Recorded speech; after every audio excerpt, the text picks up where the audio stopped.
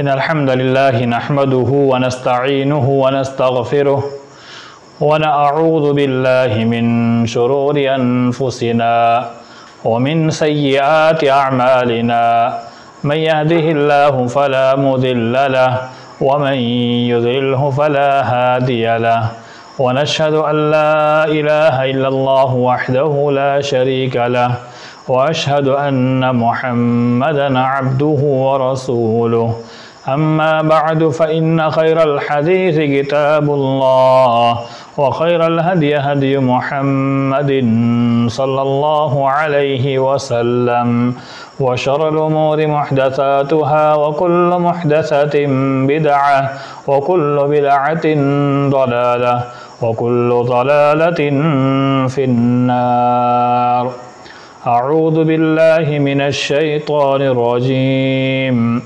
لا تجد قوما يؤمنون بالله واليوم الآخر يوادون من حاد الله ورسوله ولو كانوا آباءهم أو أبناءهم أو إخوانهم أو عشيرتهم. سورة مجادلة رقم الآية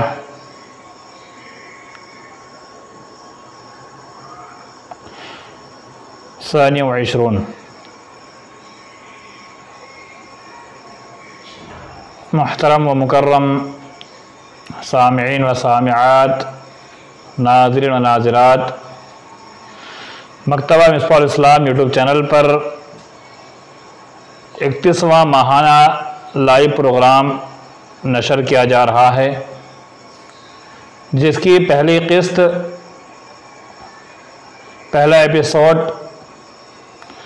آپ سماعت کر چکے ہیں بتاریخ 19 جولائی 2023 بروز بدھ رات 10 بجے سیدنا صدیق اکبر یعنی حضرت ابوبکر صدیق رضی اللہ تعالیٰ عنہ کی زندگی پر ہم سماعت کر چکے ہیں۔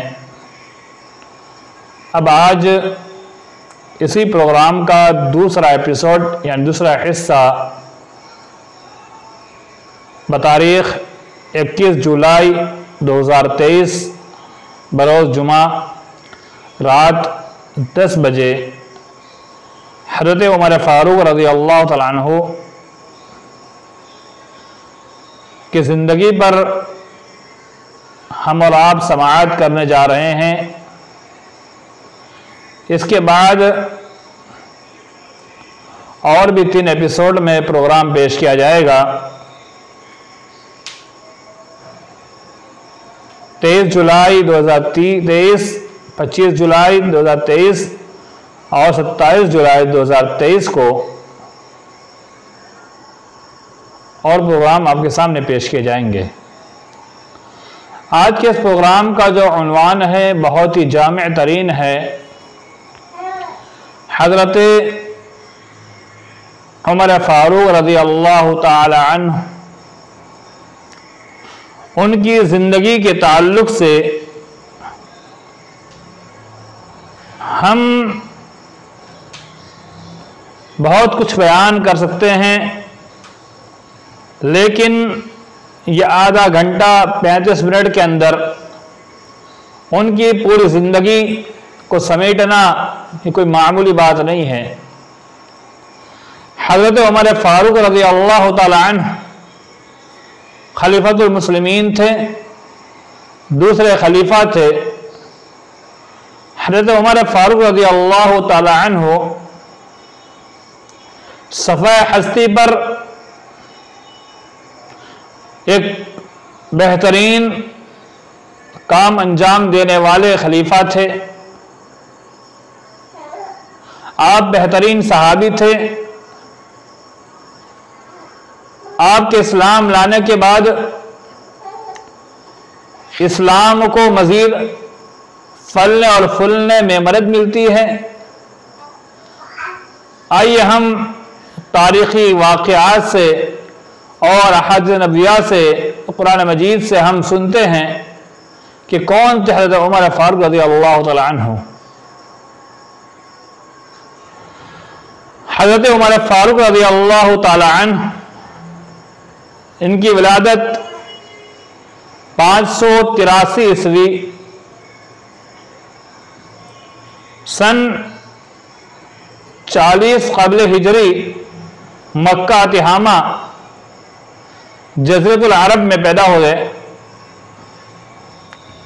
حضرت عمر فاروق رضی اللہ تعالیٰ عنہ کا نام عمر،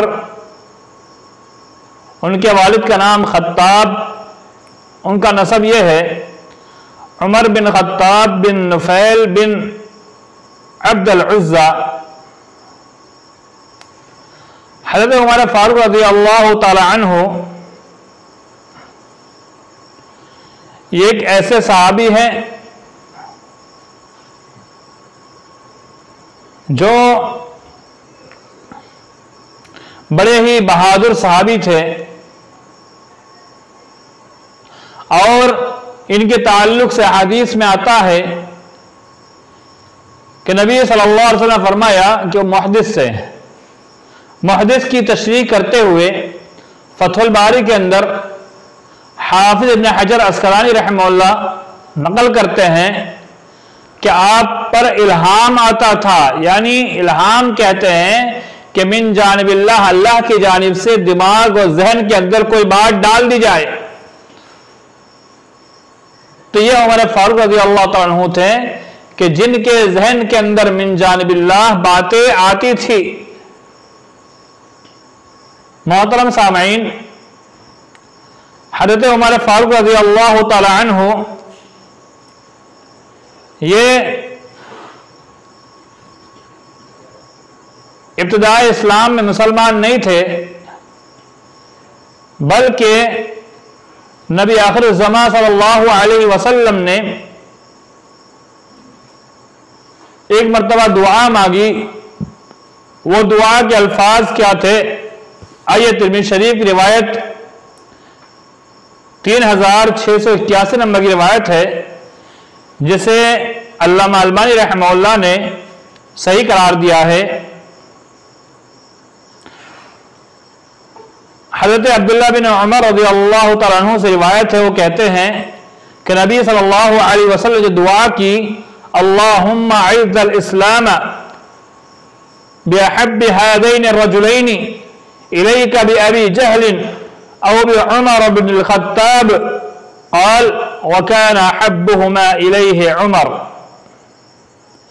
نبی صلی اللہ علیہ وسلم نے فرمایا، اے اللہ،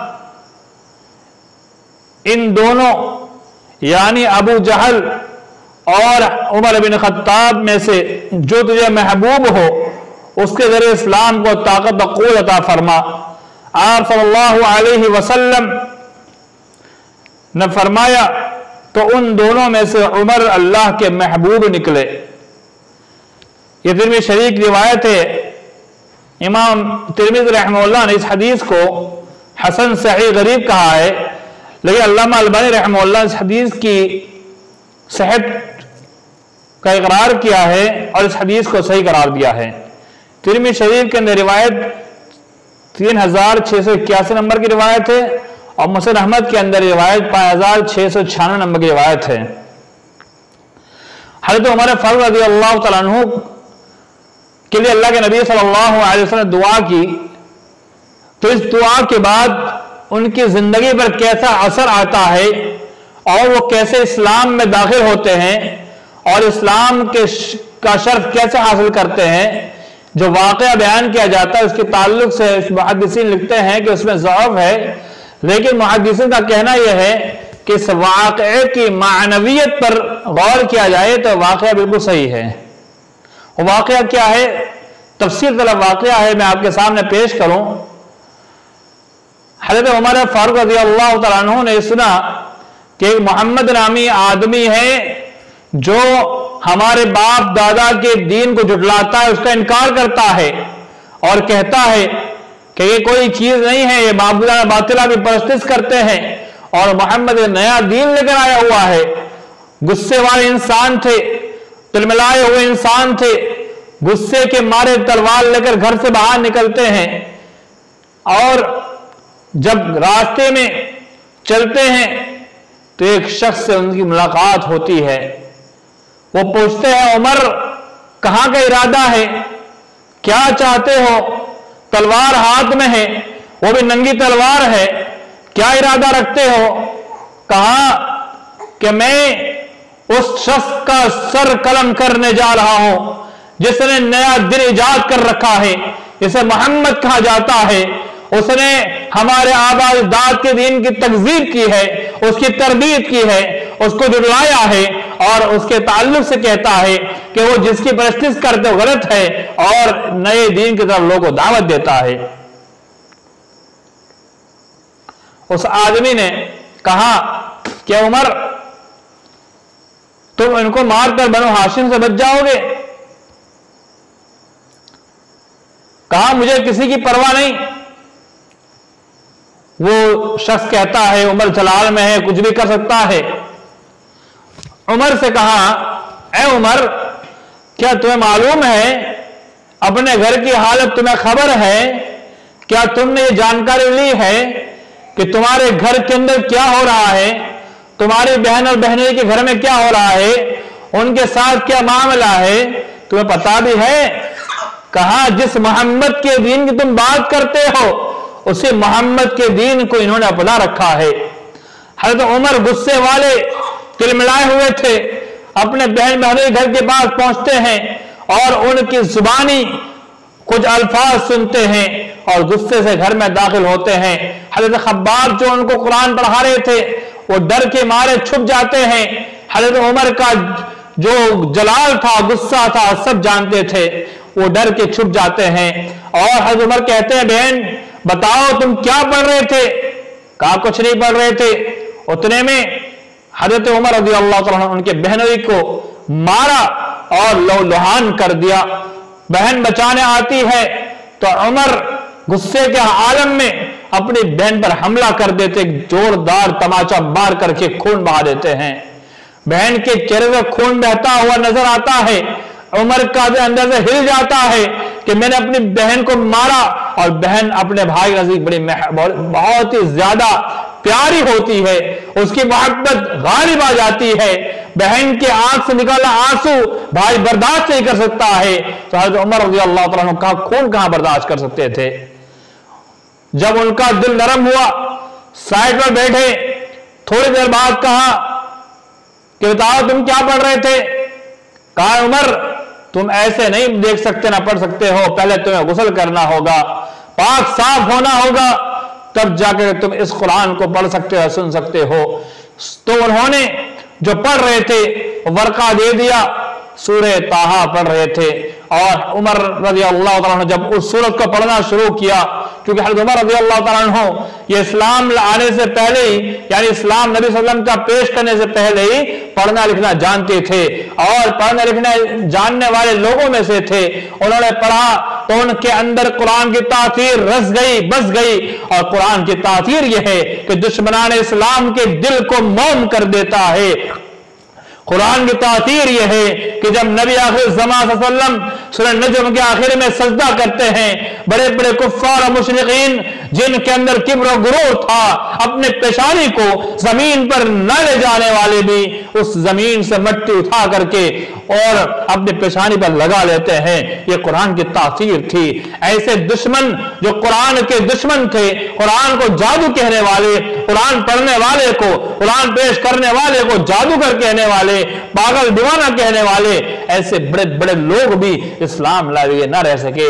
عمر رضی اللہ عنہ نے جب قرآن کیا اور آپ کو پڑھا اور سنا اور سمجھا تو انہوں نے کہا کہ میں اس محمد سے ملنا چاہتا ہوں جو یہ کلام جس کے اوپر پیش کیا گیا ہے. حضرت خباب جو چھپے ہوئے تھے باہر آتے ہیں اور انہوں نے کہا کہ وہ دار ارقم جو جگہ ہے وہاں پر آپ کو مل جائیں گے. حضرت عمر فاروق رضی اللہ تعالیٰ عنہ وہاں سے چل کر جاتے ہیں اور دار ارقم پہنچتے ہیں. ان کو دیکھ کر صحابہ کرام میں خوف تھا اور ڈر تھا کہ عمر آئے ہیں, عمر آئے ہیں, عمر آئے ہیں. اور عمر کے ہاتھ میں ننگی تلوار دیکھ کر کے صحابہ کرام کا دل درس جاتا ہے, ڈر جاتا ہے, خوف زدہ ہو جاتا ہے. وہیں پر حضرت حمزہ رضی اللہ تعالیٰ عنہ جو نبی کریم صلی اللہ علیہ وسلم کے چچا تھے, بڑے بہادر تھے, دلیر تھے, اور وہ کہتے ہیں کہ آنے دو, اگر عمر نے इरादा लेकर आया है तो ठीक है, वरना उसकी तलवार से उसी का सर कलम कर दिया जाएगा। हज़रत उमर पहुंचते हैं और दरवाजा नॉक करते हैं। पूछा जाता है उमर क्यों आए हो? कहा मैं नबी सल्लल्लाहु अलैहि वसल्लम से मुलाकात कर करके इस्लाम कबूल करने आया हूं।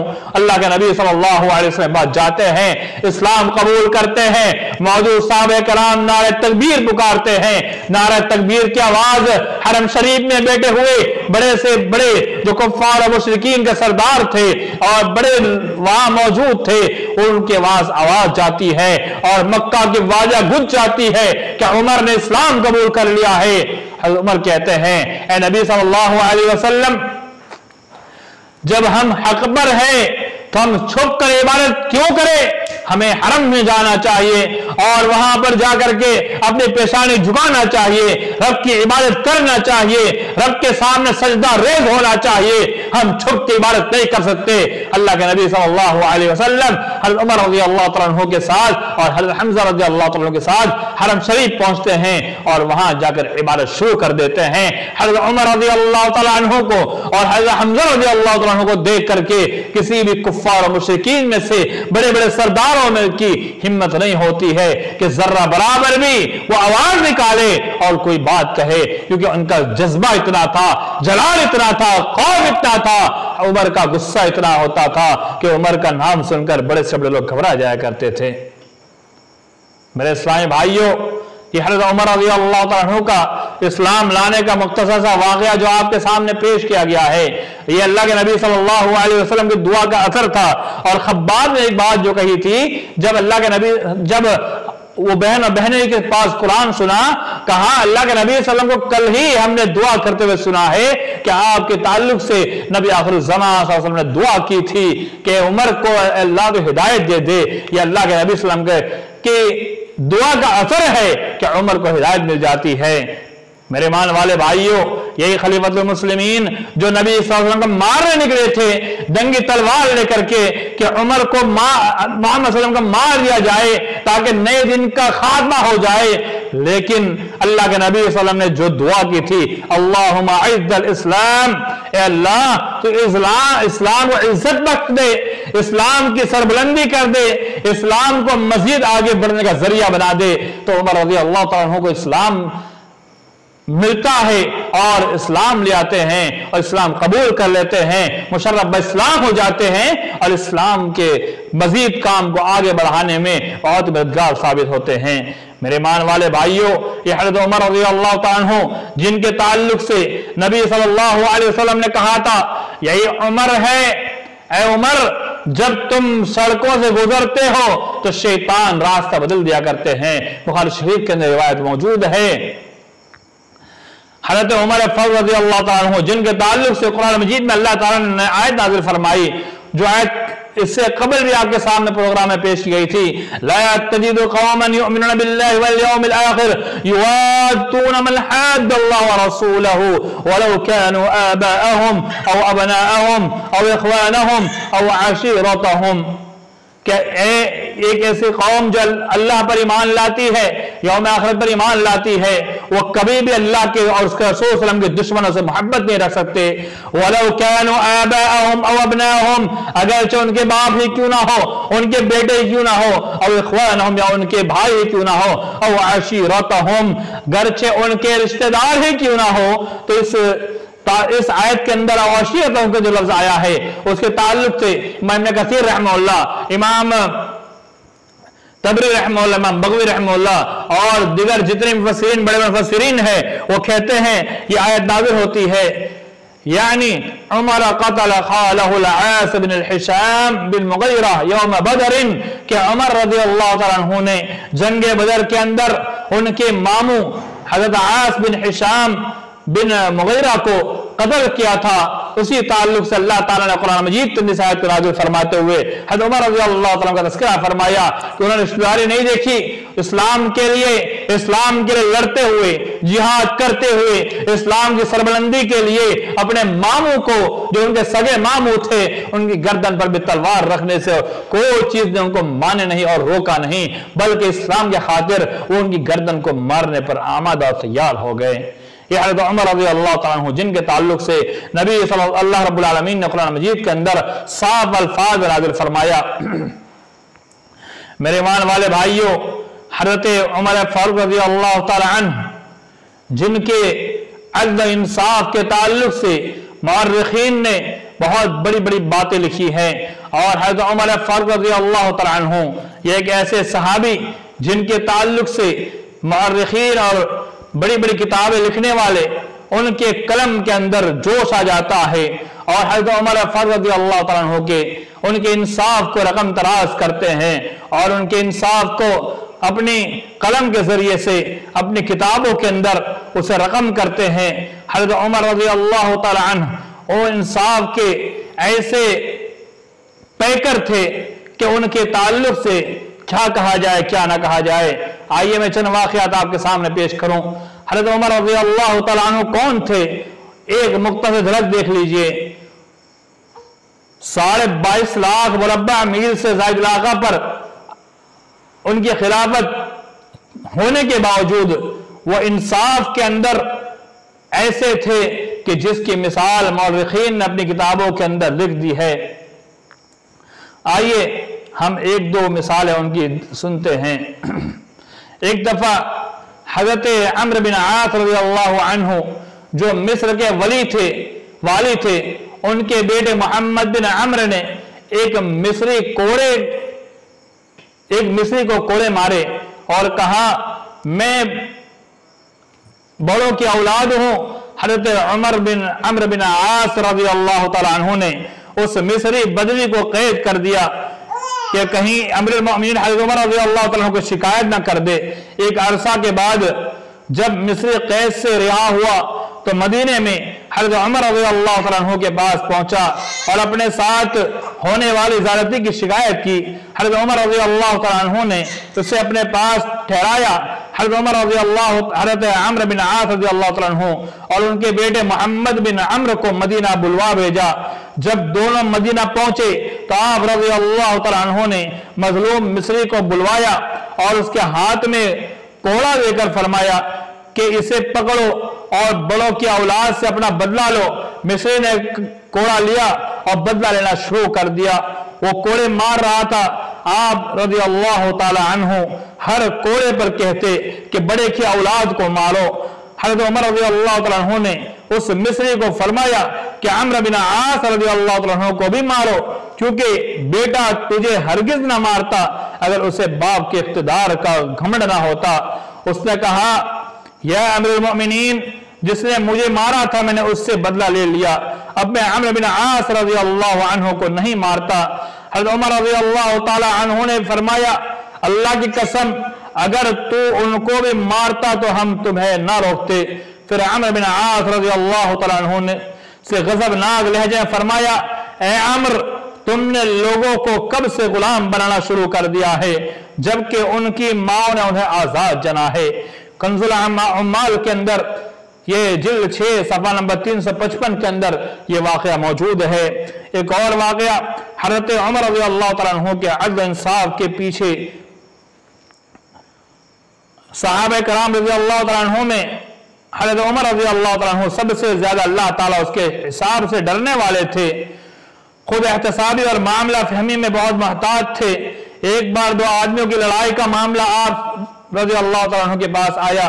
हज़रत उमर रज़ियल्लाहु तआला अन्हु ने बारगाह रब्बुल इज्जत में अर्ज किया अल्लाह इनके मामले में मुझे फहम अता फरमा, क्योंकि ये दोनों मुझसे अदल की उम्मीद लेकर आए हैं। ये वाक़या हज़रत उमर फारूक रज़ियल्लाहु तआला अन्हु सैयदना फारूक आज़म जो किताब है मोहम्मद हुसैन हैकल की 602 नंबर सफ़े पर यह वाक़या मौजूद है।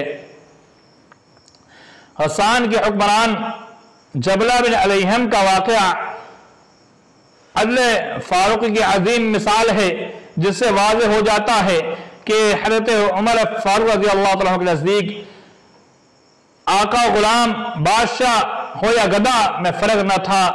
जबला बिन अलैहम ने दौरान तवाफ एक बद्दू को थप्पड़ मारा। वो अमीरुल मोमिनीन से इंसाफ तलब करने पहुंच गया। हज़रत उमर फारूक रज़ियल्लाहु तआला ने फरमाया कि अब जबला बिन अलैहम को پکڑ کر بدو کے حوالے کیا جائے اور وہ اس کے منہ پر اسی طرح تھپڑ مارے جس طرح اس نے اسے مارا ہے۔ گویا کسی حکمران یا رئیس کی طاقت حضرت عمر رضی اللہ تعالیٰ عنہ کے انصاف میں رکاوٹ نہ بنی۔ ایک اور حضرت عمر رضی اللہ تعالیٰ عنہ فرمایا کرتے تھے، جب دو شخص میرے پاس جھگڑتے ہوئے آتے ہیں تو میں اس بات کی پرواہ نہیں کرتا کہ حق پر کون ہے، میں بیگانے سب انصاف کی عدالت میں میرے نزدیک برابر ہوتے ہیں۔ آپ اپنے عمال اور ان کے متعلقین کی سخت نگرانی کرتے اور انہیں حاکم محکوم محتاج و غنی امیر و غریب اور چھوٹے بڑے کے ساتھ یکساں انصاف کرنے کی تلقین فرماتے۔ حاکم کی ذمہ داری محکوم سے زیادہ ہوتی ہے، اس لیے حضرت عمر رضی اللہ تعالی عنہ نے فرمایا کہ عوام میں اس وقت تک ٹیڑھا پن پیدا نہیں ہوتا جب تک ان کے پیشوا رہنما سیدھے رہتے ہیں، اور یہ کہ جب تک راعی اللہ کی راہ پر رہتا ہے رعایا اس کے پیچھے چلتی رہتی ہے۔ جب وہ پاؤں پھیلا دیتا ہے تو رعایا اس کے پھیلے پاؤں کو پھیلا دیتی ہے۔ سیدنا فاروق اعظم رضی اللہ تعالیٰ عنہ کتاب محمد حسین ہیکل کی صفحہ نمبر 604 پر یہ چیز موجود ہے۔ محترم سامعین، یہ تھا آپ کا انصاف، اور حضرت عمر رضی اللہ تعالیٰ عنہ صرف انصاف مشہور نہیں تھے بلکہ آپ رعایا کی خبرگیری بھی کیا کرتے تھے، ان کے پاس جا کر کے معلوم کرتے تھے کہ کوئی پریشانی میں تو نہیں ہے۔ آئیے میں آپ کے سامنے ایک دو واقعے پیش کروں۔ رعایا کی خبرگیری کے لیے رات کو گشت کرتے، ایک رات کو گشت کر رہے تھے کہ گھر سے بچے کے رونے کی آواز آئی۔ آپ حضرت عمر رضی اللہ تعالیٰ عنہ نے بچے کی ماں سے کہا کہ بچے کو چپ کراؤ، بچہ کیوں رو رہا ہے؟ ماں نے کہا کہ بچے کو دودھ چھوڑا رہی ہوں۔ وہ بچہ ابھی اس عمر کو نہیں پہنچا تھا اس کا دودھ چھوڑایا جائے، جبکہ حضرت عمر کا ایک فرمان جاری ہوا تھا کہ ان بچوں کو وظیفہ دیا جائے گا جو دودھ چھوڑ چکے ہیں، تو وہ ماں اسی وظیفے کو لینے کے لیے اس بچے کو وقت سے قبل ہی دودھ چھڑا رہی تھی۔ حضرت عمر رضی اللہ تعالیٰ عنہ نے جب یہ بات سنی اور تو بڑے افسوس سے رونے لگے اور کہا کہ عمر نے کتنے بچوں کا حق چھینا ہے، کہ عمر نے یہ فرمان جاری کر کے کہ وہ جو بچہ دودھ چھوڑے گا اس کے بعد وظیفہ دیا جائے گا، تو کئی مائیں بچے کا وظیفہ لینے کے لیے وقت سے قبل ہی دودھ چھوڑا دیتی ہوگی، تو انہوں نے دوسرا اعلان جاری کروایا اور کہا کہ اب سے جو بچہ پیدا ہوگا اسے وظیفہ دیا جائے گا۔ تو یہ حضرت عمر رضی اللہ تعالیٰ عنہ تھے کہ انہوں نے ایک مختصر سی بات کو لے کر کے اپنا پورا فرمان بدل دیا۔ یہ اپنے رعایا کے ساتھ ان کا رویہ تھا، ان کی خبرگیری تھی اور ان کے ساتھ معاملہ تھا۔ ایک اور واقعہ، حضرت عمر رضی اللہ تعالیٰ عنہ ایک بار مدینہ میں گشت کر رہے تھے، یعنی مدینہ کے اندر رات میں نکلتے تھے، دیکھتے تھے کوئی پریشان تو نہیں ہے، بچوں کے رونے کی آواز سنی، تحقیق پر معلوم ہوا گھر کے اندر کھانے کے لیے کچھ چیز نہیں ہے، ماں نے صرف ہانڈی چڑھا کر گرم پانی کر کے بچے کو بہلایا پھسلایا ہوا ہے۔ حضرت عمر رضی اللہ تعالیٰ عنہ کو افسوس ہوتا ہے، جاتے غلہ لے کر آتے ہیں اور اس گھر کے اندر غلہ پہنچاتے ہیں، اس بیٹوں کی ماں سے کہتے ہیں یہ غلہ لو اور کھانا بنا کر بچوں کھلاؤ۔ جب تک کھانا بن نہیں جاتا، پک نہیں جاتا، اور کھانا پکنے کے بعد بچے اور وہ عورت کھانے لیتی، حضرت عمر رضی اللہ تعالیٰ وہاں بیٹھے رہتے۔ اس پر اس عورت نے کیا کہا، وہ بات ہمیں سیکھنے کے لیے ہے، اور اس حسن سلوک سے بہت متاثر ہوئی اور کہا امیر المؤمنین ہونے کے مستحق آپ ہیں نہ کہ عمر۔ غور کیجئے، الفاظ پر غور کیجئے۔ حضرت عمر رضی اللہ تعالیٰ کے اندر عاجزی کتنی تھی کہ ایک حاکم وقت خلیفۃ المسلمین ہونے کے باوجود اس عورت کو نہیں بتلایا کہ میں عمر ہوں، بلکہ ایسے عام آدمی طرح گئے اور غلہ پہنچا دیا۔ وہ عورت ان کے سامنے کہتی ہے کہ امیر المؤمنین تو عمر کی جگہ آپ کو ہونا چاہیے، تو حضرت عمر خاموش ہے، کچھ اپنی بڑائی نہیں بتائی میں عمر ہوں، میں خلیفۃ المسلمین ہوں، بلکہ انہوں نے کچھ نہیں کہا اور خاموش اپنا کام انجام دے دیا۔ حضرت عمر رضی اللہ تعالیٰ عنہ کی زندگی بہت ہی زبردست زندگی ہے۔ حضرت عمر رضی اللہ تعالیٰ عنہ نبی آخر الزماں صلی اللہ علیہ وسلم کے سسر تھے۔ حضرت عمر رضی اللہ تعالیٰ عنہ کی بیٹی حفصہ سے اللہ کے نبی صلی اللہ علیہ وسلم کی شادی ہوتی ہے۔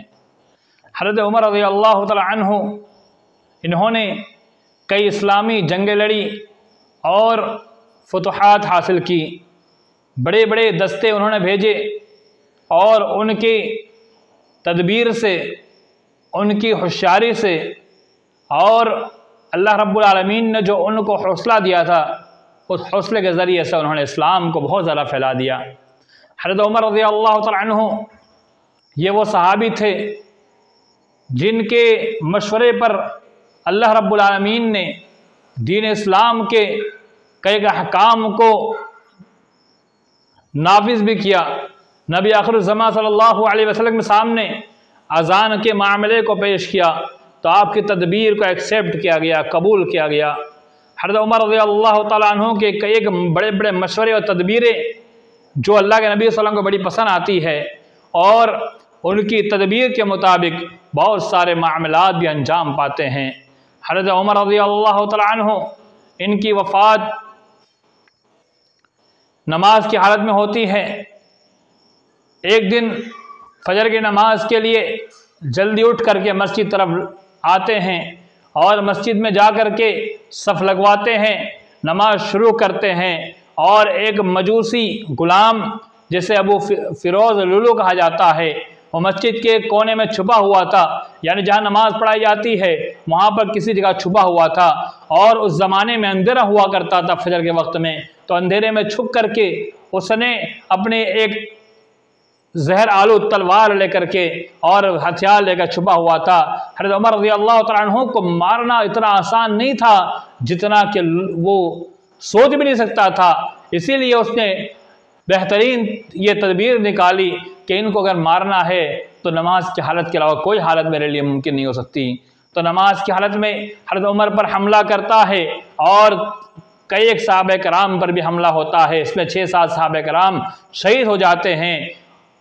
یہ حضرت عمر رضی اللہ تعالیٰ عنہ کے شہادت کا واقعہ ہے، اور حضرت عمر رضی اللہ تعالیٰ عنہ ان کی شہادت کے تعلق سے حدیث کے اندر آتا ہے کہ نبی صلی اللہ علیہ وسلم جب ایک پہاڑ پر چڑھے ہوئے تھے اور پہاڑ کے اوپر چڑھے تو پہاڑ لرز رہا تھا، ہل رہا تھا، نبی صلی اللہ علیہ وسلم، ابو بکر صدیق رضی اللہ تعالیٰ عنہ، حضرت عمر رضی اللہ تعالیٰ عنہ، یہ لوگ اس پہاڑ، حضرت عثمان غنی رضی اللہ تعالیٰ عنہ اس پہاڑ پر موجود تھے، تو اللہ کے نبی صلی اللہ علیہ وسلم نے فرمایا، اے پہاڑ رک جا، اے پہاڑ تھم جا، اے پہاڑ ہلنا بند کر دے، تیرے اوپر 4 بڑی بڑی ہستیاں کھڑی ہیں۔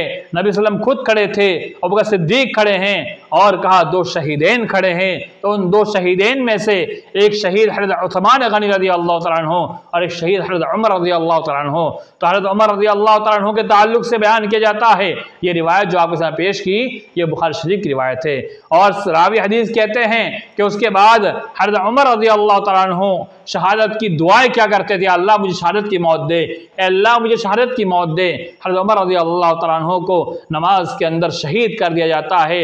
ایک محرم الحرام 24 ہجری کو حضرت عمر فاروق رضی اللہ تعالیٰ عنہ شہید ہو جاتے ہیں، اور اللہ رب العالمین کی بارگاہ میں حاضر ہو جاتے ہیں، اور آپ کی قبر مبارک نبی صلی اللہ علیہ وسلم اور ابو بکر صدیق رضی اللہ تعالیٰ عنہ کے ساتھ ماں عائشہ کے حجرے کے اندر مسجد نبوی کے پاس ہی آپ کی قبر وہاں ماں عائشہ رضی اللہ تعالیٰ عنہ کی اجازت کے بعد وہاں پر بنائی جاتی ہے، اور آپ کو وہاں مدفون کیا جاتا ہے۔ یعنی حضرت عمر رضی اللہ تعالیٰ عنہ کا جو بڑا ہی غم بھرا زمانہ آخری کا ہے، لیکن حضرت عمر رضی اللہ تعالیٰ عنہ کا جو ابتدائی دور، درمیانہ دور اور آخر تک کا جو دور ہے وہ بہت ہی بہترین اور تدبیر والا اور بہت ہی بہترین عجب عجیب نسخے والا اور عجیب بہت ہی اسلام کو اعلیٰ مقام دینے کے لیے ان کی بڑی بڑی تدبیریں رہی ہیں۔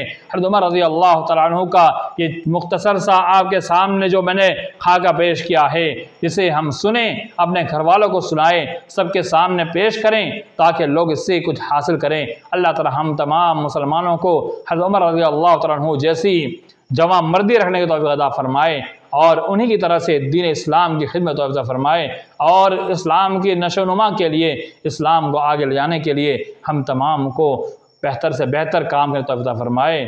آئیے میں آخر میں ایک اعلان بھی کر دوں کہ اب یہ دوسرا ایپیسوڈ آپ کے سامنے پیش کیا گیا، اگلا ایپیسوڈ جو پیش کیا جائے گا وہ رات 10 بجے اتوار کے دن ہوگا وہ حضرت عثمان غنی رضی اللہ تعالیٰ عنہ کے متعلق ہوگا۔